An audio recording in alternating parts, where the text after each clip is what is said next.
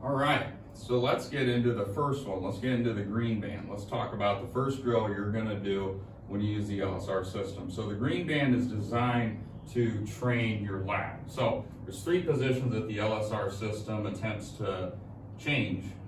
One would be, people that did early release or disconnect as they swing down.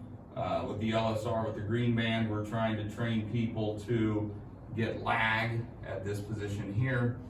For people that flip or scoop at impact, we're trying to get them into a more compression position. We call that snap. That's what the yellow band is for.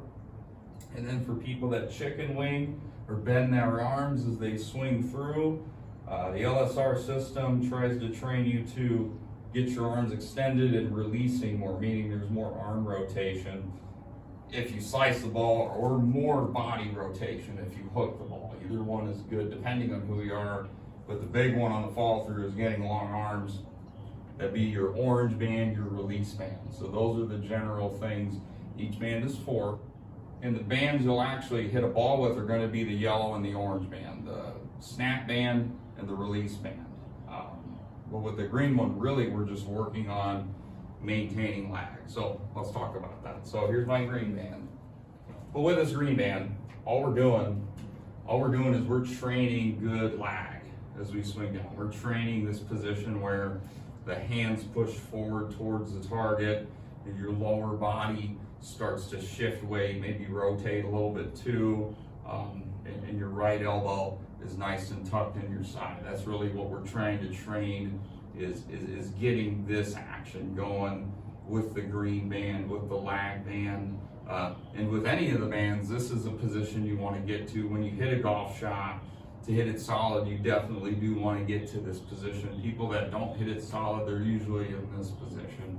And you'll notice with the green band, if you start to do that, if you start to do this, that band will actually come off. If you start to separate the elbow, let the club start to pass the hands, kind of start going into that flipping position, the band will come off. So one of the keys with the green bands, or the key, is that we want to stretch it and not have the band come off. We want to have the band staying on the club while stretching it. And it's good to, I think it's good to do two things. I think it's good to hold this position, right? Just practicing a static position in the downswing. It's also good to start with no stretch in the band and dynamically get to that position. Just kind of go back and forth. I think those are both really good.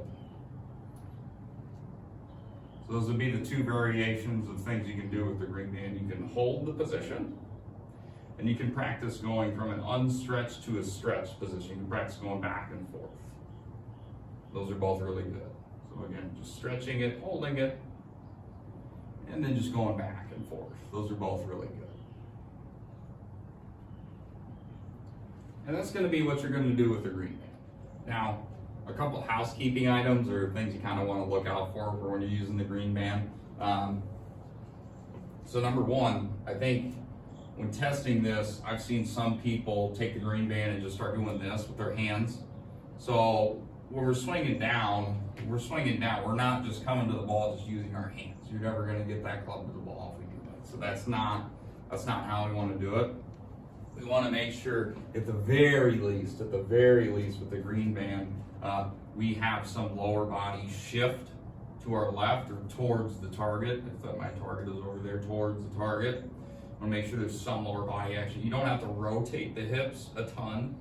If you're more flexible with the lower body, go right ahead. That's a good thing to get the lower body turning and disassociating from the upper body. That's a good thing. But if all you can do is just kind of slide or shift your weight, that'll work too. That's fine. But we want to get some lower body action where we're using this band. We're not just doing this, right?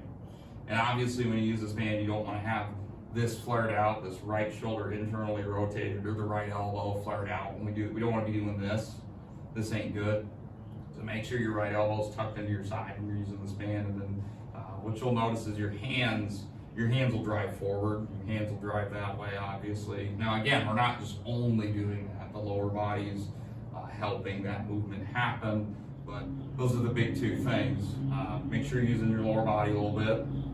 Keep this right elbow tucked in your side as you stretch that band. Those would be the two key things to look out for with the green band.